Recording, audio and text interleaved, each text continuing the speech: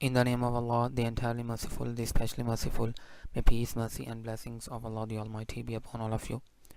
So, today's our lecture is syllabication or syllabification. The difference between these two words only is that this word syllabication is specifically used in British English.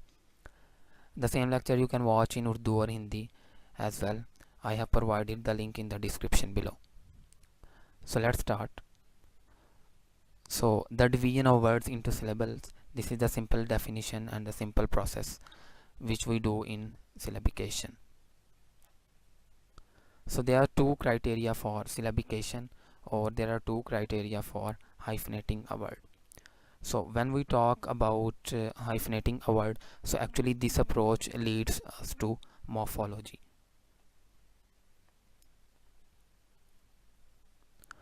Hyphenating a word means, for example, when you write on a page, or even when you write on computer. So sometimes, for example, you are writing a word like standing, and you end stand here, then you put a hyphen, and in the next line you write ing, standing.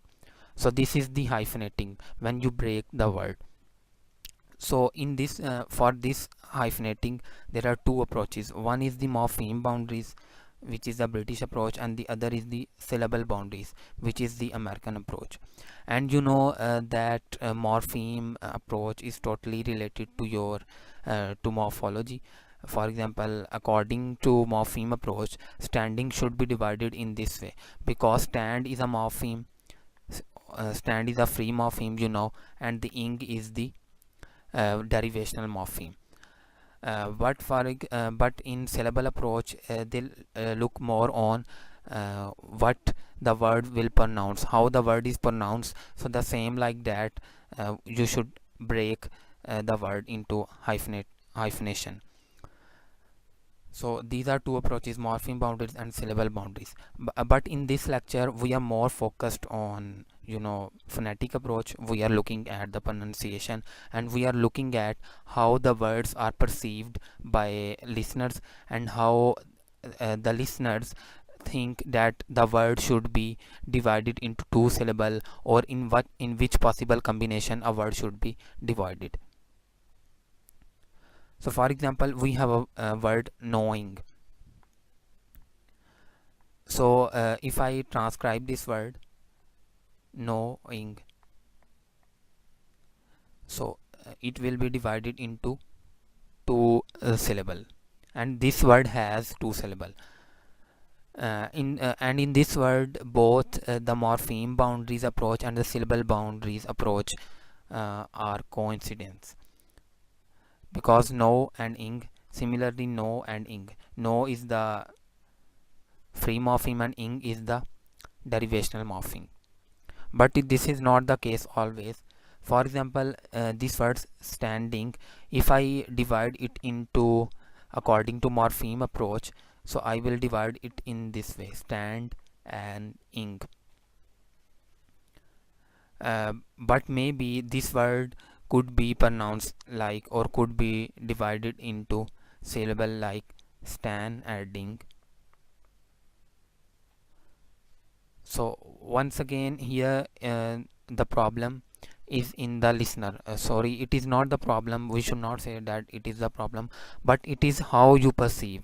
So actually what happens in different accents of a language, so each listener, or you can say each variety, divide a syllable into different combinations, or they perceive a word into different combinations, of the syllable.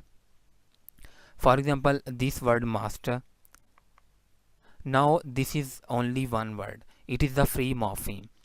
So now there are 3 to 4 combinations of this word master if I do not pronounce R in received pronunciation. Similarly, this word sometimes divide into this combination master.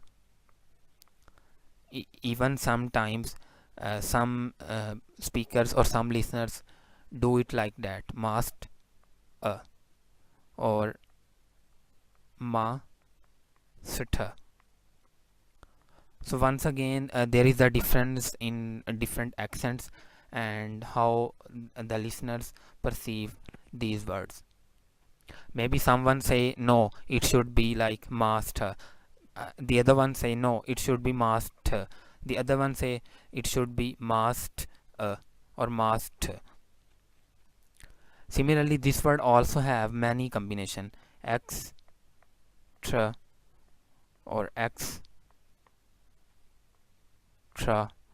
or extra, or even some say extra.